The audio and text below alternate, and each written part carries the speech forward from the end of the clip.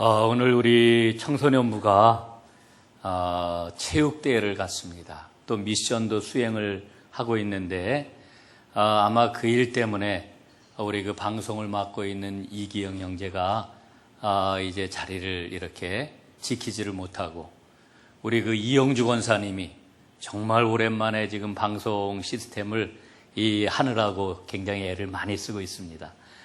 수고를 정말 많이 하고 있는데 여러분 우리 이영주 권사님 위해서 박수 한번 크게 보내주시기 바랍니다. 예, 고맙습니다. 이제 이렇게 각 곳에서 자기의 역할을 감당하는 그런 분들이 정말 소중하다고 하는 것을 우리가 오늘 같은 날을 통해서 또 한번 발견을 합니다. 오늘 성가대 아주 찬양 감사했습니다. 우리가 지난 주일이 어버이 주일이었는데 지난 주일에 우리가 그 새생명 축제를 하는 바람에 어버이 주일 행사를 특별하게 갖지 못해서 오늘 이제 그 찬양을 통해 가지고 귀한 메시지를 함께 나눌 수 있게 이렇게 준비를 해주신 것 같습니다. 아주 감사하게 생각을 합니다. 오늘 이제 제가 여러분들과 함께 나눌 말씀의 제목은 너도 가서 행하라 하는 그런 제목입니다. 한번 따라해 보실까요? 너도 가서 행하라. 한 번만 더 해보실까요? 너도 가서 행하라. 예, 예수님의 명령입니다. 여러분 오늘 제가 말씀을 전하기 전에 임명진 목사님 이야기를 좀 잠깐 하도록 하겠습니다. 제가 사실 임명진 목사님하고 잘 알지를 못해요. 그냥 이렇게 말씀을 전하는 자리에서 말씀을 들은 것 이외에는 그분하고 특별한 그런 관계가 없는데 그분의 말씀을 듣고 굉장히 마음에 남는 것이 있어서 여러분들과 함께 나눠보려고 합니다. 이분은 예전에 군사 독재 정권 시절에 영등포 산업선교에서 오랫동안 노동자들하고 아주 치열하게 사셨던 그런 분입니다. 그리고 최근에 들어서는 한나라당 윤리위원장을 맡기도 하고 공천을 하는 일에 아주 큰 책임을 맡기도 하고 이랬던 부분입니다. 근데 이분이 목회를 하는 그런 그 목회자의 입장에서 늘 가지고 있는 그런 그 모토가 있습니다. 일종의 목회 철학인데 목회 철학이라고 얘기하기에는 아주 굉장히 사소한 일이기도 합니다. 그게 뭐냐 하면은 항상 전화기를 24시간 켜놓고 있다는 겁니다. 항상 머리맡에다 두고 잠을 잔다는 겁니다. 후배 목사들에게도 늘 이야기하기를 항상 전화기를 켜놔라. 왜 그런가 하니 목사는 항상 그 교인들의 그런 그 모든 생활 또 여기 한번 그 마이크를 한번 꺼줘 보세요. 네, 소리가 조금 삑삑 소리가 나니까. 네. 이 늘 함께 생활을 해야 되니까 언제 어떤 일이 있어도 그 목사에게 전화를 하면은 언제든지 그 전화 연락이 돼야 된다라고 하는 그런 그 생각을 가지고 목회를 한다는 거지요. 근데 어느 날 밤 이제 한밤중에 깊이 잠을 자고 있었는데 어떤 사람에게 전화가 왔답니다. 그래서 전화를 딱 받아봤더니 누군지 도통 모르겠대요. 이야기를 한참 하다 보니까 한 30년쯤 전에 만났던 그런 그 사람인 걸로 기억이 나더랍니다. 그 아주머니가 하는 그런 말의 요지는 아들이 갑작스럽게 경찰서에 끌려가게 되었는데 그 아들을 어떻게 하면 빼낼 수가 있겠느냐 이런 그 부탁을 하기 위해서 이제 임 목사님한테 전화를 하게 된 거지요. 그 전화를 받으면서 한편으로는 황당하기도 하고 난감하기도 하고 또 한편으로는 무지하게 속이 상하기도 하고 그랬다는 겁니다. 그런데 그 아주머니가 이야기하기를 이렇게 급한 일을 당하고 보니까 목사님밖에 생각나는 사람이 없습니다. 이렇게 전화를 했는데 그 이야기를 듣는 순간에 대부분의 사람들이 주변에 있는 사람들이 나를 이렇게 대하는구나 라고 하는 생각이 퍼뜩 들더라는 거지요. 여러분 몇 년 전에 용산 참사가 있었던 거 다 아실 겁니다. 그때 5명이나 되는 그런 그 사람들이 죽음에 이르는 아주 끔찍한 일을 당하지 않았습니까? 7개월 동안 이제 장례를 치르지 못하고 있었는데 그때에도 사람들이 찾아와 가지고서는 목사님 밖에는 이 일을 해결할 수 있는 분이 없습니다. 그래서 할 수 없이 등이 떠밀려 가지고서는 양쪽 의견을 조율을 해가지고 장례를 치르게 되었다라고 하는 거지요. 사람들이 찾아올 때에는 좋은 일만 가지고 혹은 좋은 자리를 가지고 찾아오는 게 아니라 어렵고 곤란한 문제를 가지고 자기를 찾아오는 그런 사람들의 모습을 떠올리면서 참 마음이 불편하고 속상하고 이랬다는 겁니다. 그런데 찾아오는 사람들이 이 임명진 목사님을 존중하고 존경해서 찾아오느냐? 그건 또 아니라고 하는 거지요. 뒤에서는 다 욕을 한다는 겁니다. 변절자라는 둥, 혹은 노동자와 함께 가난한 삶을 살다가 이제는 부자가 되었다는 둥, 엄청나게 욕을 먹고 있다는 사실을 자신은 잘 알고 있다, 이렇게 이야기를 합니다. 그러면서 생각이 되기를 굳은 일은 다 감당을 하고 욕은 욕대로 먹고 도대체 내 인생은 뭘까라고 하는 생각이 아주 오랫동안 들었다는 겁니다. 얼마나 마음이 무겁고 괴로웠겠습니까? 그런데 최근에 들어와서 퍼뜩 깨달아지는 게 있었는데, 그게 뭐냐면은 이 모든 게 다 하나님의 은혜로구나. 자신을 귀찮게 하고 그렇게 속상하게 하는 사람들이 사실은 고마운 사람이라고 하는 깨달음이 들었다는 겁니다.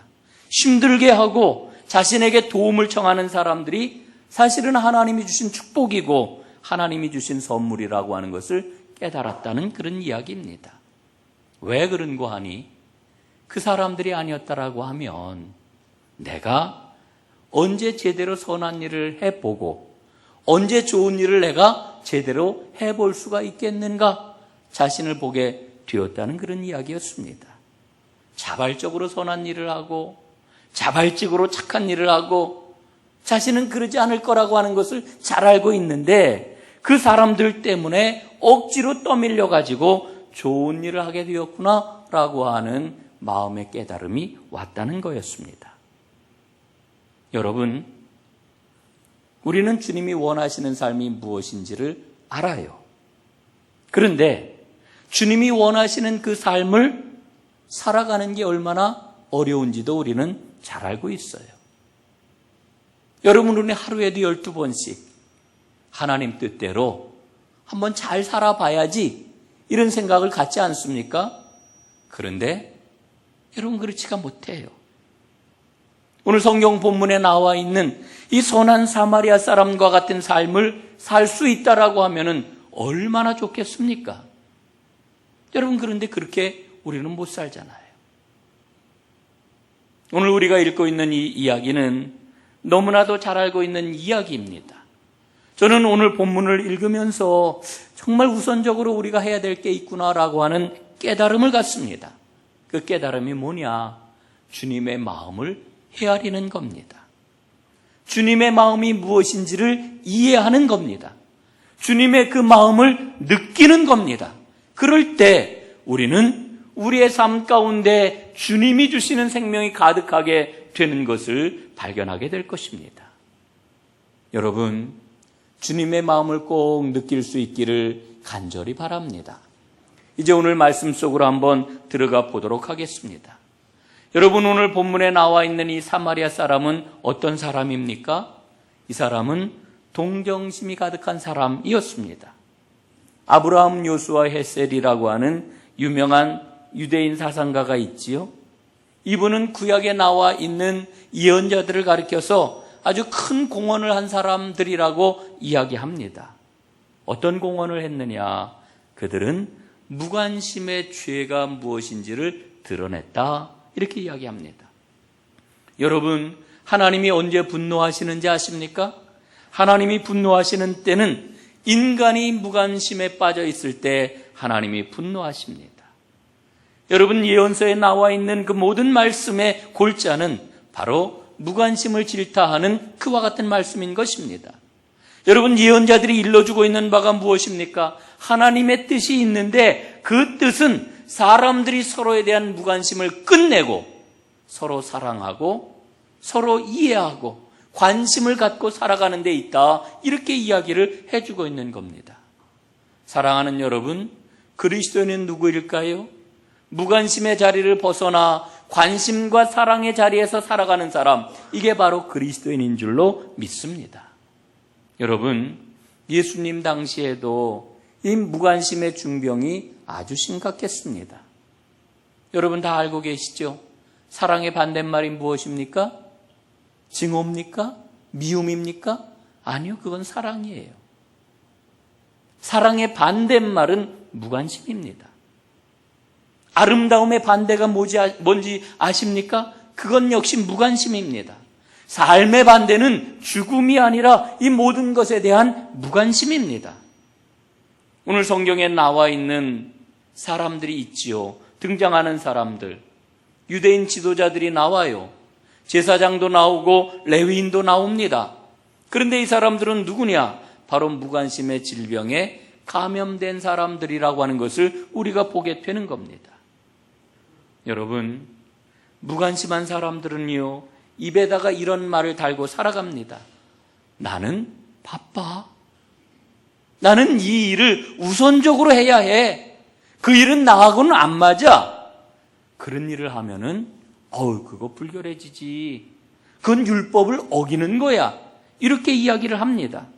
그리고는 강도 만나서 죽어가는 사람, 나하고는 상관이 없다고 생각을 하고 그 현장을 재빠르게 빠져나가는 사람, 이게 바로 무관심한 사람의 모습인 것입니다. 여러분, 제사장이 그렇게 지나갔어요.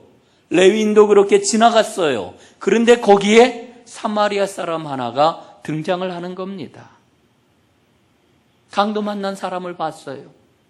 오늘 33절에 보니까요, 그 사마리아 사람이 강도 만난 사람을 보고 불쌍히 여겼다라고 하는 말씀이 나와 있습니다. 여러분이 불쌍히 여긴다라고 하는 말은 영어 성경에 보니까 compassion이라고 하는 단어를 사용하고 있는 것을 봅니다. 여러분, compassion이라고 하는 단어는요, 신약 성경에서 예수님께서 사람들을 불쌍히 여기시면서 품으셨던 마음을 표현할 때 compassion이라고 하는 단어를 사용하고 있는 것을 우리는 봅니다. 이 말은 원래 어원적으로 보면은 어떤 뜻이 있느냐 하면은 사람의 내장을 가리키는 말이었어요. 옛날 사람들은요, 이 사람의 내장, 오장육부에 사람들의 감정과 느낌이 소재한다고 생각을 했거든요. 그러니까 이 컴패션이라고 하는 말은 이 감정과 느낌이 있는 그러한 그 자리를 가리키는 말이라고 하는 뜻입니다. 여러분, 제대로 된 사람이라고 하면은요, 그 사람의 감정과 느낌 속에는 항상 뭐가 있을까요? 불쌍히 여기는 마음이 있게 마련입니다. 여러분, 오늘 이 자리에서 하나님 앞에 예배하는 우리의 마음 속에 불쌍히 여기는 마음이 불일듯 일어나기를 간절히 바랍니다. 이게 주님의 마음이에요. 주님의 마음입니다. 여러분, 오늘 성경에 나와 있는 이 사마리아 사람은 강도 만난 사람을 보고 불쌍히 여겼습니다. 긍휼히 여겼습니다. 동정하는 마음을 가졌습니다. 영성신학자 매튜 폭스는 생명을 생명답게 하는 핵심이 있는데 그것은 바로 불쌍히 여기는 마음 자비다. 이렇게 이야기를 합니다. 여러분, 우리 안에 불쌍하게 여기는 이 자비의 마음이 있다라고 하면은 우리는 생명을 충만하게 담고 살아간다는 그런 그 이야기입니다. 여러분, 불쌍히 여긴다라고 하는 것이 무엇을 뜻하는 걸까요? 우리는 서로 의존하는 관계다. 우리는 서로 연결되어 있다라고 하는 그런 이야기입니다. 자, 우리 한번 옆에 계신 분들하고 한번 이렇게 인사해 보시죠. 우리는 연결되어 있습니다. 자, 우리는 연결되어 있습니다. 여러분, 우리는요, 모두 다 연결이 되어 있습니다. 예? 따로따로 떨어진 존재가 아닙니다. 여러분이 연결되어 있는 이 마음이 회복되는 것, 이걸 가리켜 우리는 살아있는 믿음이라고 그러고요.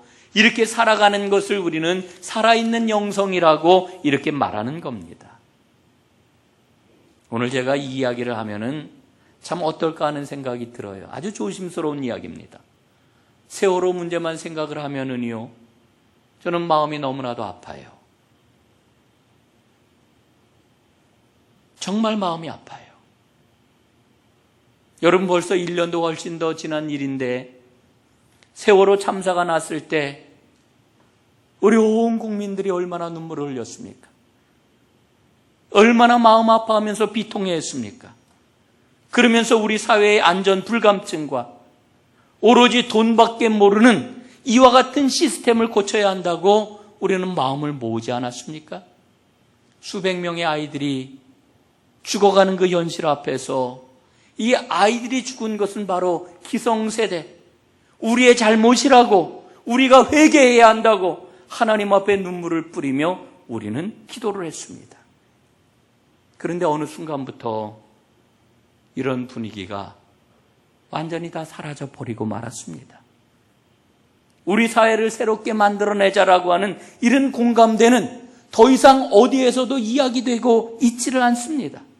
그리고 세월호 문제는 아주 뜨거운 그리고 아주 예민한 정치 문제가 되고 말았습니다. 여러분 왜 이렇게 되었습니까? 전 생각해봐요. 세월호 문제가 이게 정치적인 문제인가? 이게 정치 이슈화해야 하는 그런 문제인가? 여러분 아니잖아요. 그러면서 저는 마음의 생각을 하기를 이렇게 정치 이슈화함으로 무관심과 무기력이 우리 가운데 이렇게 가득 넘치고 있는데 이걸 어떻게 하면 좋을까? 기도를 하는데요. 하나님께서 그런 마음을 저한테 주셔요. 이런 상황이 되도록 너는 뭘 했느냐? 넌 뭘 했느냐?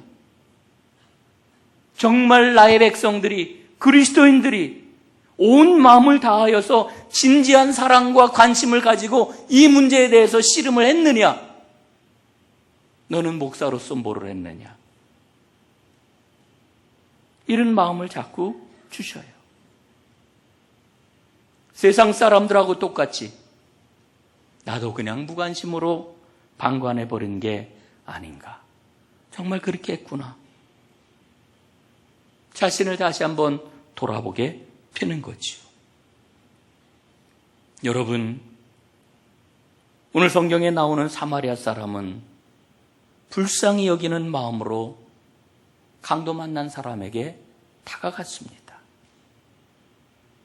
그때 생명이 연결이 되었고 죽어가던 사람이 살아났습니다. 오늘 우리에게는 바로 이와 같은 마음이 필요한 줄로 믿습니다. 사마리아 사람을 통해서 오늘 주님께서는 너희가 가져야 할 마음이 바로 이런 마음이라고 말씀하시는 줄로 믿습니다. 여러분 오늘 34절 말씀은 매우 중요한 말씀이지요. 한번 보시기를 바랍니다. 가까이 가서 기름과 포도주를 그 상처에 붓고 싸매고 자기 짐승에 태워 주막으로 데리고 가서 돌보아 주니라.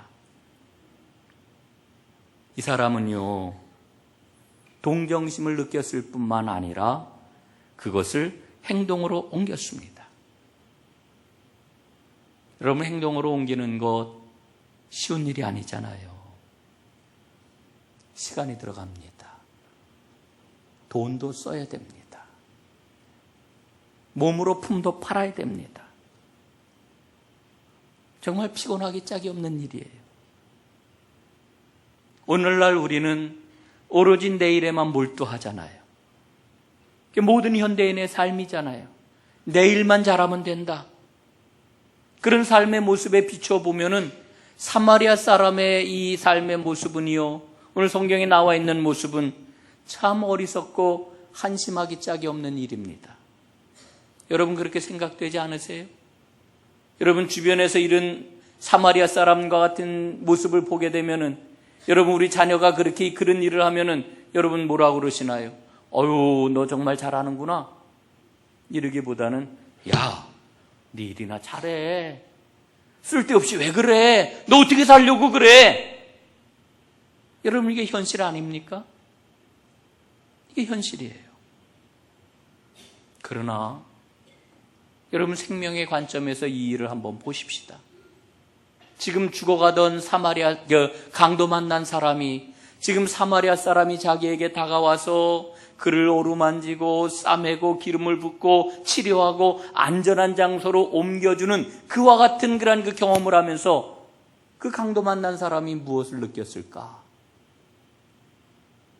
여러분, 어제 저는요 결혼식장에 갔다 오다가 한양대병원을 잠깐 들렸어요. 김철 성도님이 그만 욕실에서 넘어져가지고 허리를 다쳤는데 5월 6일 날 입원을 했는데 지금까지 제가 찾아가 보지를 못했어요. 그래서 이제 그 예식장에 갔던 그런 그 우리 교우들과 함께 병원을 찾아갔어요. 그랬더니 병상에 누워 계시던 우리 김철 성도님이 얼마나 반가워하시는지, 얼마나 기뻐하시는지, 너무 기뻐하고 반가워하시니까 제 마음이 더 죄송했어요. 제가 총 시간을 투자한 걸 보니까 한 30분 투자를 했어요. 그 가서 만나 이야기를 하고 손을 붙잡고 간절히 기도하고 그리고 나오는데 우리 김철 성도님이 목사님 너무나 고맙습니다. 여러 성도님들 함께 오셔서 너무너무 힘이 됩니다. 이제 다 난 것 같습니다. 여러분, 우리가 함께 살고 생명을 나눈다라고 하는 게 무엇입니까? 죽어가던 지금 강도 만난 그 사람이 사마리아 사람의 그 돌봄을 통해서 그가 무엇을 느끼고 있을까? 그의 몸의 상처뿐만 아니라 그 마음과 영혼이 살아나는 놀라운 새로운 생명과 희망의 느낌을 그가 지금 경험을 하고 있는 것 아니겠습니까? 우리가 살아간다라고 하는 게 뭘까요? 우리의 인생이 단순하게 돈을 벌고 단순하게 내 이름을 떨치고 단순하게 나를 사람들에게 나타내고 여러분에게 우리 인생의 목적일까요? 여러분, 하나님께서는 우리 인생을 내셨을 때 생명을 살려라, 생명을 나누어라, 그리고 그 가운데서 진정한 기쁨을 누려라, 우리 인생을 이렇게 보내주셨는 줄로 분명 믿습니다. 여러분, 우리 주변을 돌아보면은요 절망의 자리에 있는 사람들이 너무너무 많습니다. 네팔에 지진이 일어나가지고 8,000명이 넘는 사람들이 죽었다고 그래. 사람들의 삶의 자리가 다 무너져 내렸다고 그래요. 여러분, 엊그제 금요일 날 국제기아대책기구에서 사역을 하는 정승호 목사님이 오셔가지고 사역 보고를 하는데 제 마음에 꽉 박힌 그런 그 이야기가 있어요. 여러분, 14살 이하의 어린이들, 14살 이하의 어린이들, 세계의 그 어린이들 가운데 물을 마시지 못해가지고 죽어가는 어린이들이 하루에 2,000명이랍니다. 2,000명. 한 달이면 6만 명이에요. 1년이면 72만 명이에요. 72만 명의 어린이들이 물을 마시지 못해가지고 죽어가고 있다는 거예요. 여러분, 우리가 눈을 돌려보면은,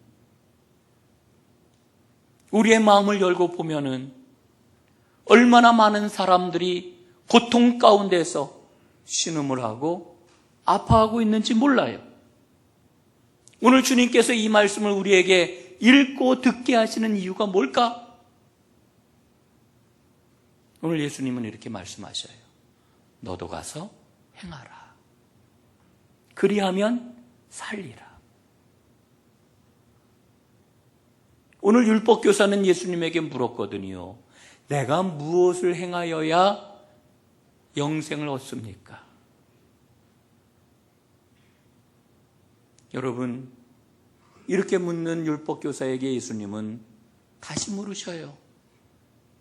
너 율법교사지 않느냐? 너 매일같이 예배 때 율법을 낭독하지 않느냐? 넌 율법을 다 외우다시피 하지 않았느냐? 율법에서 뭐라고 하는지 한번 얘기를 해봐라. 그랬더니 율법교사가 정리를 해서 예수님에게 이렇게 이야기를 합니다. 하나님을 지극정성으로 사랑하고 이웃을 나 자신과 같이 사랑하는 것입니다. 예수님이 그 율법교사의 대답을 들으시고 정말 대답 잘했구나. 네 말이 맞다. 내 말이 정답이다. 너 가서 그대로 행하면 된다. 예수님이 주신 대답이에요. 그런데 율법교사는요, 거기다 토를 달아요. 누가 내 이웃입니까? 누가 내 이웃입니까?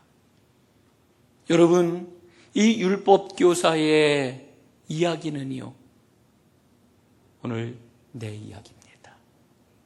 여러분의 이야기입니다. 여러분, 우리 그렇지 않아요? 누가 나를 좋아하는가? 누가 나를 이해하는가?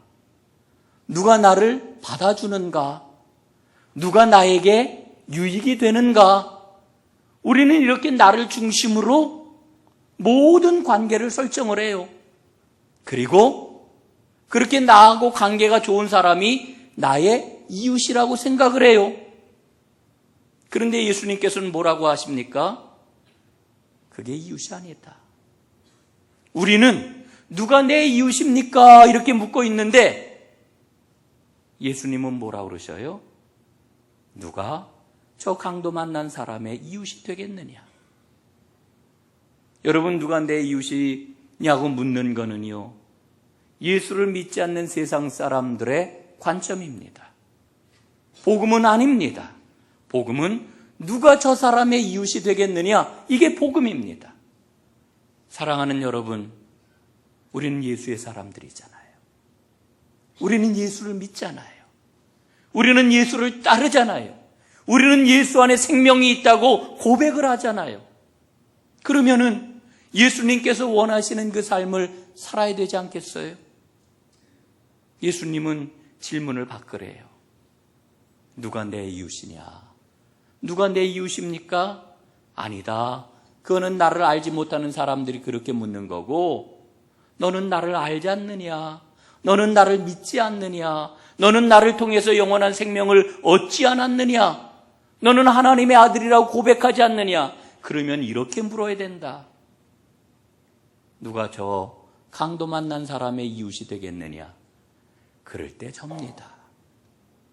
이게 바로 예수의 사람들이 가져야 하는 질문과 답이라고 하는 것을 오늘 예수님 말씀하시는 거지요.